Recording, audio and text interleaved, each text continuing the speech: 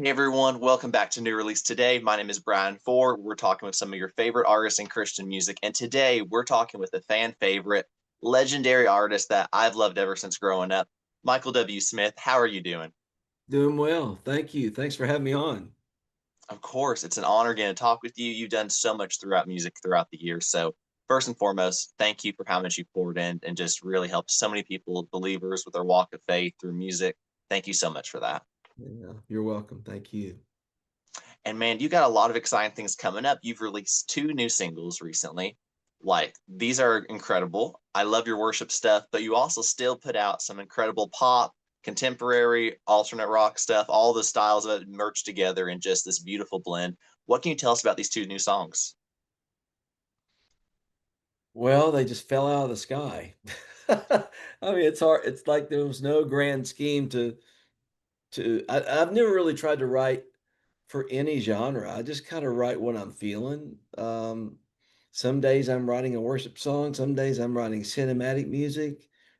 Um, some days I'm writing infectious pop. I mean, I just never know what's going to happen when I start to noodle on the piano. And so it just seems like this last year I've just sort of been in this pop mode and getting these little downloads of songs, Arms Around the Sun being one of those, and Your Love is a Flood, which came out last Friday. So, and I always said to myself, kind of up tempo songs are kind of hard to write. They always have been for me a little bit. When you find one, you get excited.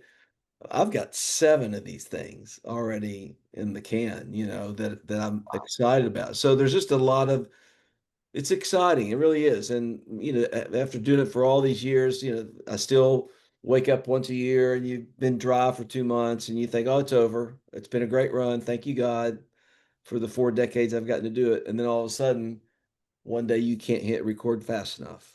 And so that was the case about 10 months ago when the songs just started to come out of the sky, and it's been exciting ever since.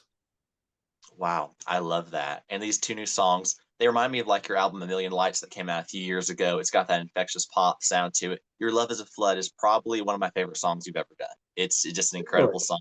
Can you tell us the story behind this one? Well, I wrote here's the crazy thing, I write so many songs, and then you sometimes they end up in the incubator, and this particular song was written almost 5 years ago. The most of the music, the verse and the chorus was written 5 years ago.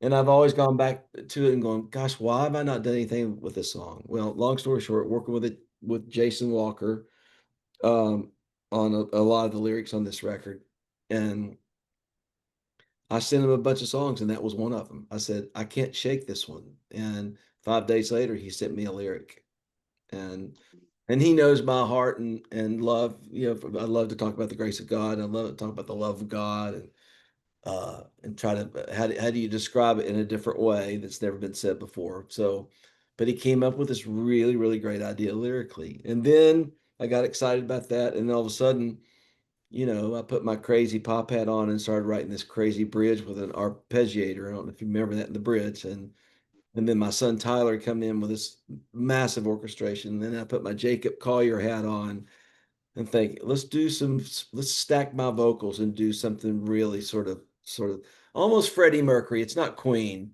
but obviously, you know, that was an inspiration to Jacob Collier, what he does with his vocals and all that sort of thing. So that kind of inspired the bridge. And then we go back into the verse and chorus, and then we do this big cinematic E.T. John Williams ending with all these crazy chords with big orchestra and French horns, and then it ends with a guitar and me. It's like you never know what's coming. So it's a Mhm. lot of surprises, which I love. So I'm excited about it. I really am. And we've done it. We did it about half the tour because I wrote it, finished it halfway through the spring tour, but we did it in Europe and it was just electrifying. So we have Wow. new video coming out here in a few days with a 400 voice choir with 15,000 people, and it's your love flood. So hopefully you'll enjoy it. For sure. That sounds amazing. Like, I'm excited, especially you're going on tour with all these songs, with this new project coming up. Like, what can you tell us to get fans excited for what they're going to see on this specific tour? Well, I think incorporating the new songs always makes it exciting for me.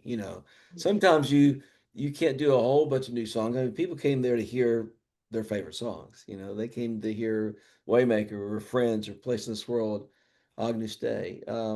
So I think you just have to be careful that you don't lean so heavy new music because people don't know this music yet.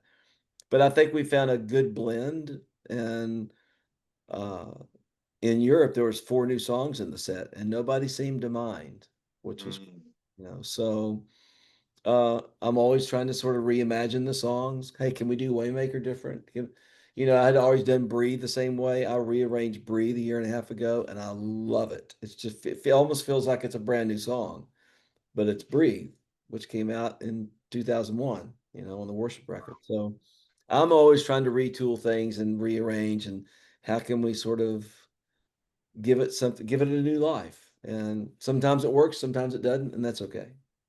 mhm. I definitely understand that. And after all, like you said, 4 decades, you're still putting out incredible music, whether it's worship, whether it's pop, and you continue to reimage those songs. I've had the opportunity to see you live about 3 times now, and each time is an incredible experience, whether it's worship, whether it's some of the classics.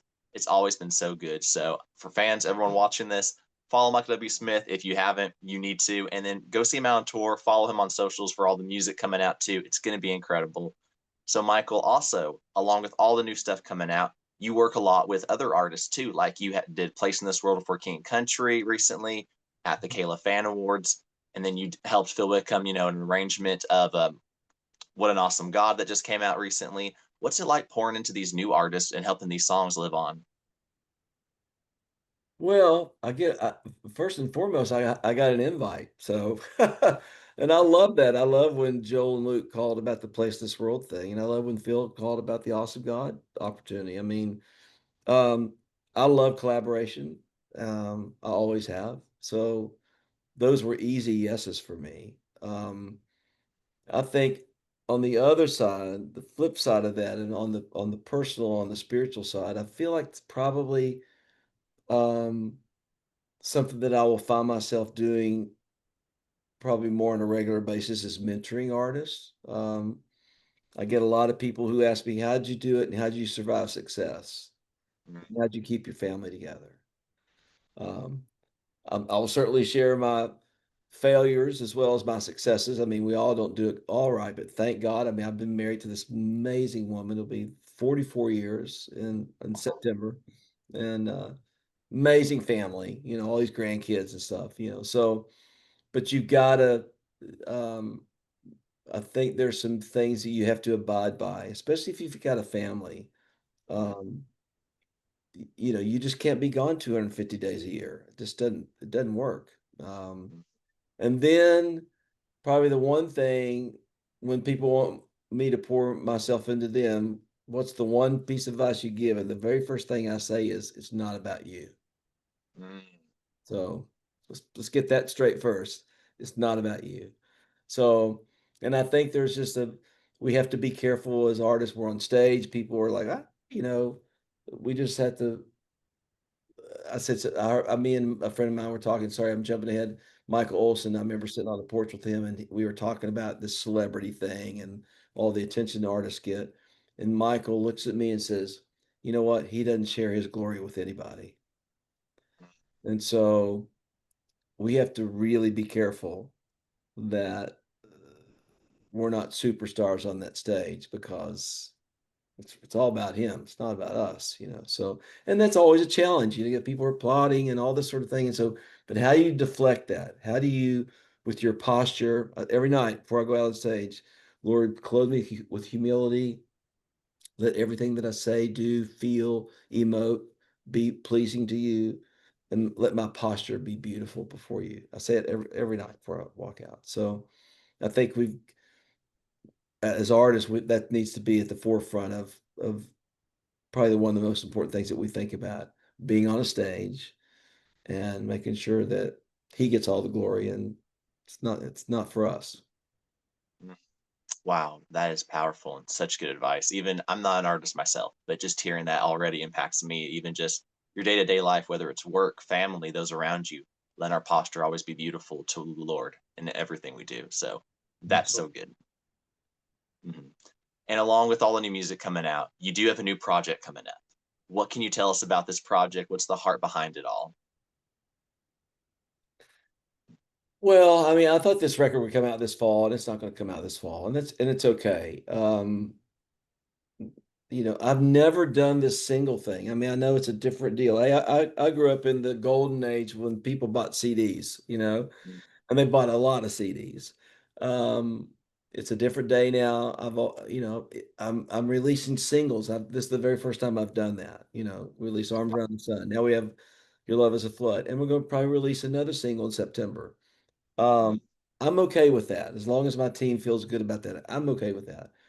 But I've got a record, and it's not finished, but I'm in I'm in the middle of making something that I think is really special. I'm excited. I'm working with a guy named Ted T, mm, who's done a lot of work for King and Country. We've always wanted to work together. Brian Todd's another guy that I'm working with that I love, and we're going to get it done, but it probably won't come out till 26. So uh, a lot of infectious pop, and I don't know why that is, but this just seems to be what's falling out of the sky. And I love what it's saying lyrically. I think there'll probably be some vertical worship songs as well. Um, but I think it will be a different kind of vertical and mm, hopefully something fresh. Not for the sake of, oh, y'all, Michael W. Smith, oh, he's got something fresh. Not for that sake. I think it's just I'm trying to figure out because I read it every day in the Psalms, sing to the Lord a new song. So mm, what is a new song? What is that? What is that? You know, maybe I'm thinking about that too much, but I do believe there's something new and hopefully I can tap into it. mm. I love that. And thank you so much for your heart that's just really out there to, like you say, create a new song to the Lord that's both grounded in the word and it's both still modern, it's relevant, whether it's pop, whether it's worship. Like you're a hero to so many in Christian music, and that goes with, just who you are, how you show Jesus and all of it. So thank you so much for that, literally. Yeah, I appreciate that. Thank you. Of course. And we're getting close to the end of this interview, which has been an absolute honor. Thank you again. The last question we always ask people is, how can we be praying for you? Oh man, I love that. I always love when people pray for me. Uh, that I think, and I've gotten better at it, but I always pray that have people pray for me is that I can just be still.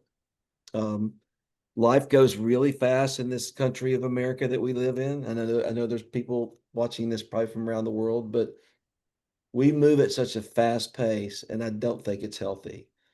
And I just think there's this great book out. But I met one of my heroes a couple weeks ago in Alaska. His name's Chuck Swindoll, and he's got a little book called Intimacy with the Almighty. It's a little book. You can read it in 30 minutes. And Ooh, but you probably want to take 2 weeks to read it because you want to meditate on it. But it's all just about solitude and being quiet and being reflective and meditative. And um, you have to fight for that. Most of us have to fight for that in this world where this guy's got your attention all the time. You know what I'm saying? It's like, and oh, you got to respond to that. You got to respond to that. Oh, gosh, da, da, da.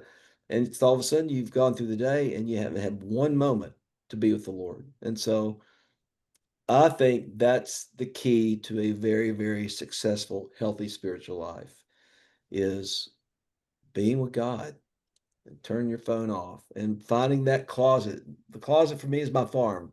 The closet could be a park for somebody, but someplace where you can just be quiet and hear what God wants to say to you. mm, that's good. I love that wisdom. And we'll definitely be praying for you in that season, just all Thank that God's doing. And this album is going to reach so many people. We're excited for that. We're excited for all that God's continuing to use you for and show you to. Like, it's amazing. thank you. I appreciate it. Thanks for the interview. Of course. Thank you. We hope you have an amazing rest of your day. All right, you as well.